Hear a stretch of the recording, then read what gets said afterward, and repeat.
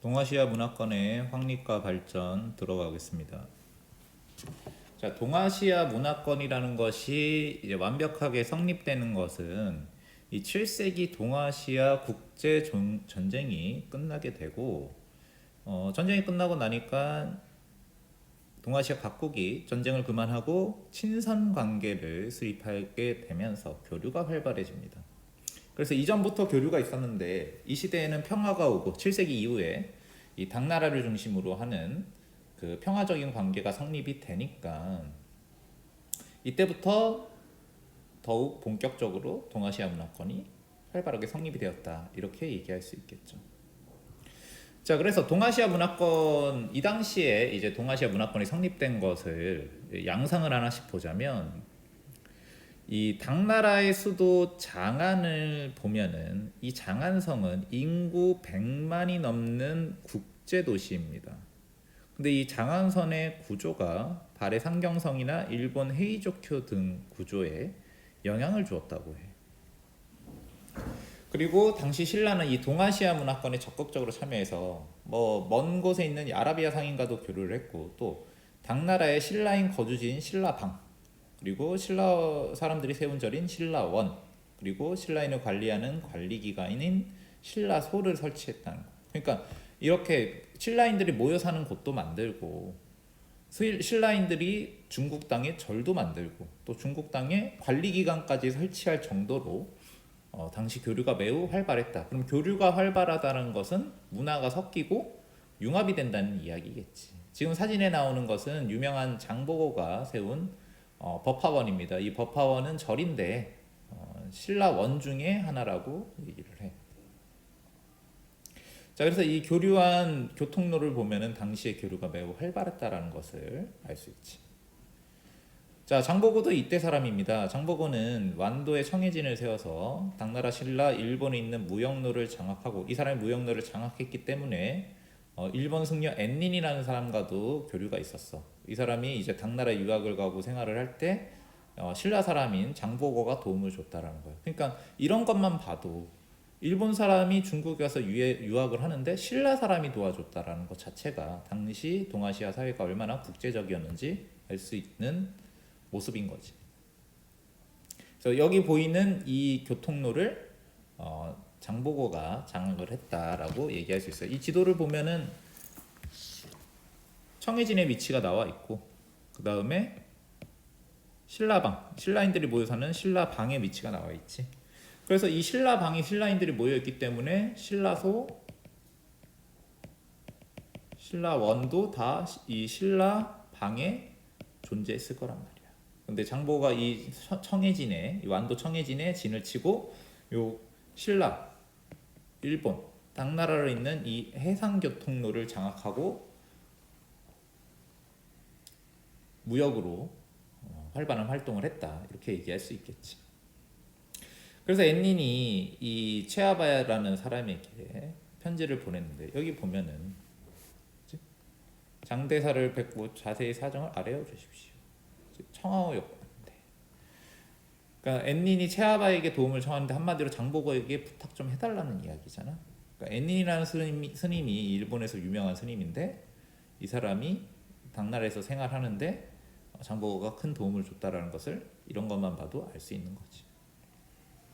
그럼 앤린은 어떤 사람이냐면, 앤린은 이 9세기 때 사람인데, 우리가 예전에 배웠던 사이초의 제자로 일본의 천태종을 들여온 사람이지. 사이초는 그 사이초의 제자였는데, 천태종이 입문해서 견당사로 파견되어 당나라에서 활동을 하다가 장보고의 도움을 받았다고 합니다. 이 사람이 쓴 책이 유명한 게 입법구범 순례행기라는 그 책을 저술해서, 입법이 아니고 잘못 썼네. 입당구법 순례행기.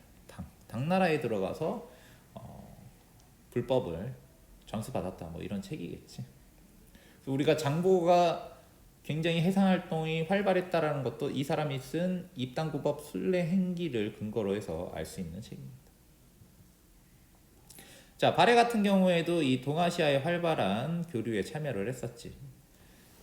처음에는 당나라와 대결을 했지만 문왕 이후에는 당과 친선 관계를 맺었고, 산둥반도에 발해관을 설치해서 당나라와 교류를 했다라는 거예요. 이것도 발해가 교류를 많이 했기 때문에 발해와 당나라를 교류하는 전문적인 기관이 만들어졌다, 이렇게 알 수 있겠지. 자, 일본 같은 경우에는 7세기부터 꾸준히 견수사와 견당사를 파견했고 사신승려 학생들을 중국으로 파견했다고 합니다. 자, 그래서 당시 당나라는 이 동아시아 각국의 사람들이 자기네 나라에 계속 들어오니까 이런 걸 만들어, 빈공과라는 시험을 만들어서 외국인을 대상으로 시험을 시행을 합니다. 그래서 신라발의 일본의 유학생들이 이 빈공과를 지원해서 합격을 하면 당나라의 관리로 활동을 하는 거예요. 대표적으로 최치현이라는 사람이 있지. 이 사람 신라 사람인데 당나라에 유학해서 빈공과에 합격해서 당나라 관리가 돼서 당나라의 반란을 진압하는 데 참여하기도 하고 그렇게 활발한 활동을 했다고 합니다. 그리고 이런 사람도 있어. 아베로 나카마로라는 사람이 있는데 이 사람은 견당사, 일본 사람인데 견당사를 따라서 당나라에 간 뒤에 당나라 과거에 합격해서 관리가 됩니다.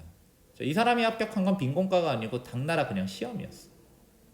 어쨌든 아베노 나카마로라는 사람이 당시 국제적인 모습을 잘 보여준 게 일본 출신인데 당나라에 가서 당나라 시험 쳐서 관리가 된 다음에 베트남 지역을 통치하는 사람이 됐다라는 거지.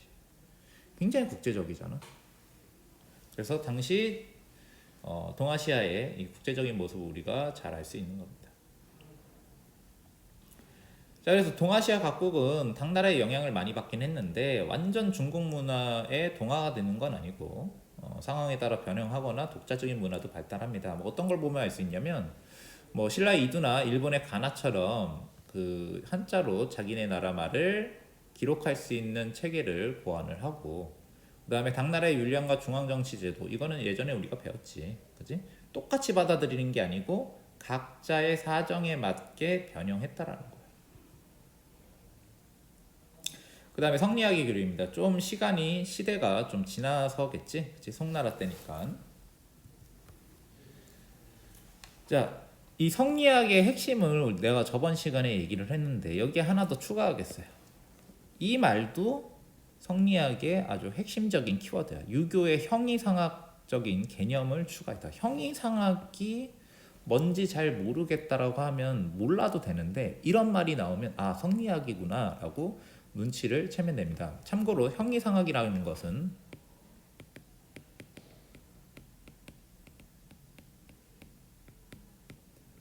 눈에 보이지 않는 개념을 이야기해요. 여기까지만 얘기를 하겠습니다.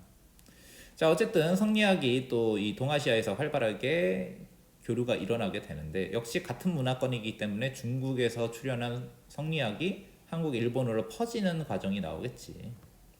그래서 원나라와 고려가 성리학 교류를 하는데 우리가 저번에 얘기했듯이 송나라 때 성립한 성리학이 원나라 때 관학이 돼서 각국으로 전파합니다. 고려 같은 경우에는 충선왕이 원나라 수도에 세운 망건당에서 원나라와 고려의 유학자들이 교류를 합니다. 그래서 고려가 성리학에 대한 이해가 심화가 되는 거예요. 그래서 여기 보면 원나라의 종행부라는 사람과 고려의 이재현이 망건당이라는 곳에서 교류를 하면서 고려의 성리학 이해가 깊어지게 되는 거지. 그리고 조선, 일본 사이에도 성리학 교류가 이루어집니다. 자, 후지하라 세이카와 강항이 교류를 하는데 우리가 저번 시간에도 얘기를 했었죠. 후지하라 세이카가 사서 우경 외운을 강항의 도움을 받아서 저술합니다. 그래서 자, 조선의 영향을 많이 받았기 때문에 일본의 성리학은 이황을 높이 평가하는데, 왜냐하면 강항이라는 사람이 이황의 제자야. 그렇지? 근데 이 이황의 제자인 강항에게 영향을 받아서 일본의 성리학이 발전했기 때문에 일본 사람들은 우리나라 성리학자 중에서도 특히 이황을 존경했다라는 거지. 이 사람을 존경했다는 겁니다. 그래서 이런 사료도 남아 있는 거야. 일본인들의 평가. 외인이 가장 귀하고 존중한 것은 퇴계집을 따라가는 것이었다. 왜? 퇴계가 뭐야? 이황 선생의 호가 퇴계잖아. 그치? 퇴계이야. 그러니까 이황이 쓴 책을 가장 존중한다라는 거지. 그래서 집에서도 이것을 읽고 서당에서는 이것을 강론한다. 여러 문인이 필탐한 때도 반드시 퇴계집의 말을 즐겨 인용하여 이것을 으뜸으로 여겼다. 그만큼 일본에서 이왕에 대한 평가가 굉장히 높았다는 거지. 왜? 일본에서도 당시 성리학이 유행을 하고 있었고 조선에서 성리학이 들어왔는데 그 조선 성리학은 강항이 이왕한테 배운 성리학이기 때문에 그렇습니다. 자, 그리고 성리학이 발전하면서 금속 활자 기술이 발전하게 되는데 이 고려와 조선을 거치면서 우리나라에서도 독서인층이 늘어납니다. 독서인층은 그냥 책 읽는 사람들이라는 거야. 그래서 다양한 책을 신속하게 간행할 필요성이 생겼어. 책을 많이 읽으니까. 그래서 그런 용도로는 금속 활자 기술이 쓸만하기 때문에 금속 활자 기술이 조선시대에 발전합니다. 그래서 개미자, 경자자, 갑인자라는 금속 활자가 계속 개량돼서 만들어지는데 금속 활자는 이 사진에서 보듯이 글자 하나하나를 만들어 놓고 조합을 하면 어떤 책이든지 만들 수 있잖아. 그래서 병계량이라는 사람이 이 조선 세종 때 사람인데 이 사람이 활자로 인쇄를 하는 거에 대해서 예찬하는 글을 올려요. 조선 세종 때 사람이야. 그치?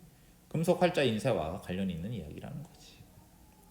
그래서 목판 인쇄와의 차이를 얘기하면은 목판 인쇄는 하나 인쇄파당 하나만 인쇄가 가능해. 그러니까 여기서 내용을 바꿀 수가 없잖아. 하지만 금속 활자파는 이 활자를 조합하는 것에 따라서 다양한 책을 인쇄할 수 있기 때문에 금속 활자가 그냥 목판 인쇄와 비교해서 그냥 나무로 만들다가 금속으로 만들어서 좋아졌다 이런 수준이 아니고 책을 더 다양하게 찍어낼 수 있는 획기적인 기술이었다는 걸 알고 계시면 됩니다.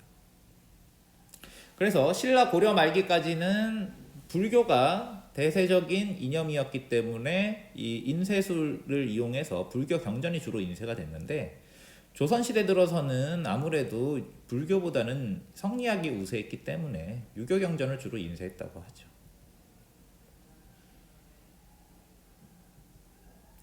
자, 일본 같은 경우에는 교육이 확산이 되는데 무로마치 시대가 되면은 교토의 발달한 문화가 지방으로 확산됐다고 얘기를 하고 에도 시대가 되면 각 번의 학교인 번교가 세워지고 무사 자제들이 입교해서 주로 무예와 사서의경을 가르쳤다고 합니다.